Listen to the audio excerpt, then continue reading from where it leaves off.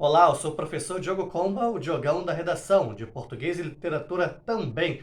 Hoje eu venho aqui conversar com você, dar uma aula para você sobre 3 provas anteriores da UERJ, 3 provas de redação anteriores da UERJ. Você deve saber que há alguns anos a UERJ cobra um livro na sua prova de redação, certo? Neste ano, para quem ainda vai fazer o vestibular, visto que houve uma série de adiamentos devido à pandemia, o livro é 1984.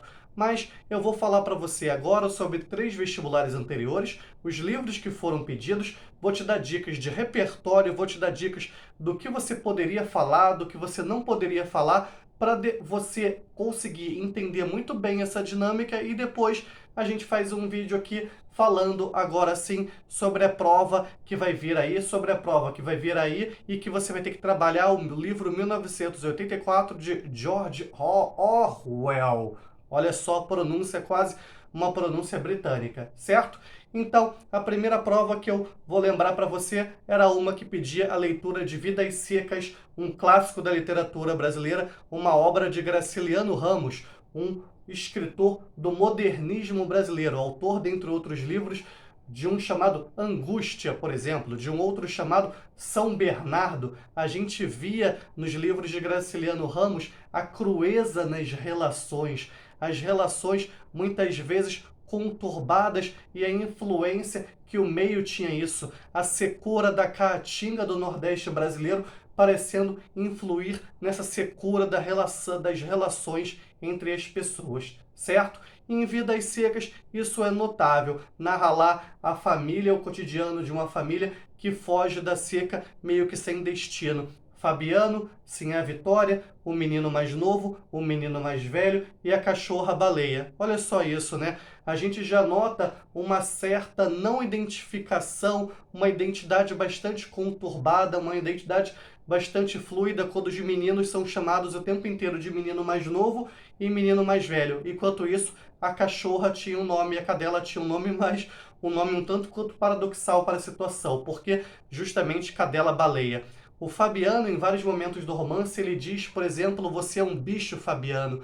Fabiano não lidava bem com as palavras, nada disso. E, a partir daí, qual foi o tema da redação? O que leva pessoas em condições semelhantes às de Fabiano a se considerarem inferiores às demais, certo? Esse foi o tema, uma pergunta. Diferentemente do Enem, o Enem meio que encaminha em muitos momentos a sua tese, certo? Diferentemente do Enem, a UERJ coloca uma pergunta, abre uma gama maior de possibilidades. Lógico que não é sempre que o Enem encaminha a sua tese. Já teve, por exemplo, um ano que o tema do Enem foi a publicidade infantil em questão no Brasil. Era um tema que você poderia se colocar a favor ou poderia se colocar contra. Ia depender muito da sua argumentação. Mas existem certos temas no Enem. Intolerância religiosa. É óbvio que você não vai se colocar a favor da intolerância religiosa, certo? Voltando aqui agora ao tema do Enem. Antes de você estudar Vidas Secas, antes de você ler Vidas Secas, antes de você pesquisar textos críticos sobre Vidas Secas, que é o que eu vou recomendar, o que eu te recomendo? Pega um livro de literatura, pega lá o livro do Alfredo Bozzi, quem sabe, que faleceu esses dias, Toda Justiça, Toda Honra, Alfredo Bozzi. Pega o livro dedicado ao ensino médio, destinado ao ensino médio, do William Roberto Cereja, e leia o capítulo sobre modernismo, leia sobre outros autores, leia sobre Graciliano Ramos, para você entender melhor o contexto em que a obra dele estava inserida.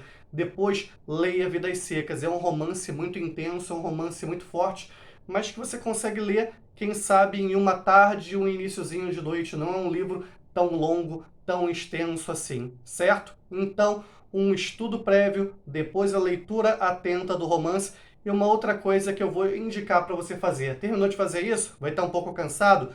Assista ao filme O Caminho das Nuvens, um filme com a Cláudia Abreu, com Wagner Moura, que narra a história de uma família que vem do Nordeste do Brasil para o Sudeste, de bicicleta, isso tudo cantando músicas do Roberto Carlos. Tudo claramente inspirado no romance Vidas Secas. Se você vai gostar bastante desse filme, dá para tecer algum tipo de diálogo. Quem sabe você poderia até colocar isso na redação, fazer uma abordagem cinematográfica. Agora, mais uma vez, respondendo a pergunta de que modo você pode ter um bom embasamento para responder a essa pergunta, o que leva pessoas em condições semelhantes às de Fabiano a se considerarem inferiores às demais. Recomendo fortemente que você leia o livro A Hora da Estrela, de Clarice Lispector, uma autora do também modernismo brasileiro, e você vai notar muitas características em comum com a protagonista de A Hora da Estrela, a personagem Macabeia, com o personagem Fabiano, certo? Aí, quando você estiver lendo A Hora da Estrela, fique o tempo inteiro na cabeça com o Fabiano e tente ver relações de semelhanças entre os dois. Só para você ter noção, um dia Macabeia vai a uma cartomante e essa cartomante fala que a vida dela ia mudar, que um homem num carro, que seria praticamente uma carruagem, faria com que a vida dela mudasse, seria o auge da vida dela. Macabeia, sempre pessimista, sempre amuada, sai com um pinguinho de esperança daquela sala, daquela cartomante. Mas o que acontece com Macabeia? Ela é atropelada. Ou seja, o grande momento de sua vida é justamente a sua morte. Depois de ler A Hora da Estrela, que você consegue ler relativamente rápido, sugiro que você assista ao filme A Hora da Estrela. Tem um filme lá dos anos 80, se eu não me engano. Sugiro também que você veja a montagem que Regina Casé fez em um programa seu da TV Globo chamado Cena Aberta, uma montagem que ela fez de A Hora da Estrela, que também vale bastante a pena, certo? Te dei então o quê? Te dei uma abordagem cinematográfica, te dei uma abordagem literária, te dei várias possibilidades de diálogo para você entender melhor Vidas Secas e para você conseguir responder muito bem essa pergunta aí da prova da UERJ. Imagina só, o corretor vendo que você tem uma carga de leitura, que você tem um repertório cultural, um repertório literário, vai ficar bastante feliz. Um outro ano de vestibular da UERJ cobrava, sabe qual livro? O Seminarista, de Rubem Fonseca. O que ele se pede logo após a leitura da prova? É justificável cometer um crime para vingar outro crime? Qual era a história de O Seminarista?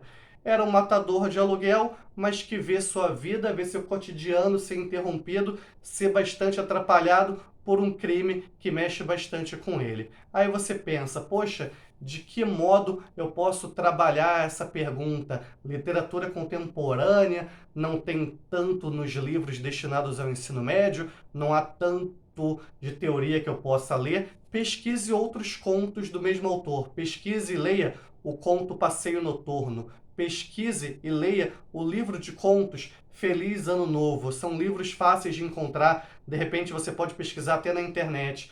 Tem no YouTube uma adaptação de Passeio Noturno. Vale a pena você assistir isso e ver uma série de relações, uma série de características marcantes da obra do Rubem nisso tudo, beleza? Aí o que acontece? Aí sim você vai conseguir ter bastante base, vai conseguir fazer um diálogo entre outros textos do autor para poder responder a essa pergunta. Se você quiser uma abordagem cinematográfica de outro autor, que não tem nada a ver com esse, assista ao filme Abril Despedaçado. É um filme lá de 2001, 2002, Rodrigo Santoro é o protagonista, o filme se passa no Nordeste brasileiro e há uma rivalidade muito grande entre duas famílias. O que acontece? Há histórias de morte, de elementos de uma família terem matado elementos de outra família e a vingança se faz bastante presente nessa relação também. Só que para a vingança pudesse ser realizada, pudesse, entre aspas, ser liberada, olha só que bizarro, que surreal, que cena forte. Uma camisa ensanguentada da última vítima fica no varal e eles têm que esperar o sangue secar. Só quando o sangue seca que a vingança pode ser de algum modo efetivada. Vale bastante a pena discutir, certo? Num determinado momento desse filme, um elemento de uma das famílias é morto, mas aí eles abandonam, entre aspas, essa tradição. Tamanha foi a força do que aconteceu. Não vou te dar spoiler, assista esse filme, vale bastante a pena. Agora, mais um ano de vestibular da UERJ, pedia nesse momento a leitura de qual livro? Dom Casmurro, de Machado de Assis. Dom Casmurro e Machado de Assis, dois velhos conhecidos nossos. Aí você acha, pô, mas Dom Casmurro já tá batido, né? É para perguntar o quê? Se Capitu traiu ou não Bentinho? Não, não é isso. Houve uma grande sacada da banca ao fazer o tema. Olha só a pergunta que não vai nortear a sua produção. a verdade pode ser estabelecida com base em uma única perspectiva. Por que isso? A gente só tem a perspectiva do Bentinho, visto que a narrativa é contada em primeira pessoa, com memórias dele, quando ele já está lá bem velho e tal. E a gente lembra que ele era advogado. É um auto de acusação o tempo inteiro esse livro. Ele era um advogado que abandonou o seminário, certo? Mas observa só o seguinte: ao longo do livro, não há qualquer passagem do Bentinho contando mais detalhadamente do seu trabalho como advogado, não se fala se ele ganhou ou perdeu alguma causa, é tudo muito vago, é tudo muito superficial. Ele parecia ter, acima de tudo, o título, não se fala sobre o trabalho dele. Por que eu estou colocando isso? De certa forma, essa questão coloca em pauta, coloca em dúvida toda a acusação dele. Aí, de que maneira você vai poder responder isso? A verdade pode ser estabelecida com base em uma única perspectiva? O que eu recomendo? Eu recomendo que você leia o livro do Fernando Sabino, O Amor de Capitu. Em O Amor de Capitu é a história de Dom Casmurro, só que contada em terceira pessoa, sem aquela carga subjetiva tão forte do Bentinho, certo? Vale bastante a pena você ler e ter uma outra ideia. E se antes eu falei para que você estudasse sobre o modernismo brasileiro, pega aí um livro de literatura e estuda nesse momento o realismo brasileiro. Procura saber sobre outros autores, procura saber mais sobre Machado de Assis, leia outras obras do Machado de Assis também, certo? Eu sou o professor Diogo Comba, o Diogão da redação de Português e Literatura também. Peço que, por favor, você se inscreva no canal, deixe o seu like, ative o sininho, compartilhe esse vídeo com amigos e familiares. Gostou do vídeo? Ficou com alguma dúvida do que eu falei? Tem alguma sugestão? Alguma contestação? Deixa aqui um comentário. Ou então vai lá no Facebook, Professor Diogo Combo, e fala comigo. Ou então vai lá no Instagram, Professor Diogo Combo, e fala comigo. Você pode, inclusive, fazer uma dessas redações e pedir para eu corrigir. A gente pode conversar sobre isso, a gente pode pensar num modelo para tal, certo? Lembrando, o próximo vídeo eu vou falar sobre 1984. Eu já te digo uma coisa, comenta aí, 1984. Se você comentar, eu vou falar qual ou quais livros você pode usar para fazer uma espécie de diálogo com 1984. Comenta aí, 1984, aí eu te digo prontamente quais outros livros, quais filmes, inclusive, você pode usar para fazer esse diálogo, certo? Que a força e a inspiração estejam com vocês, sem dizer adeus jamais.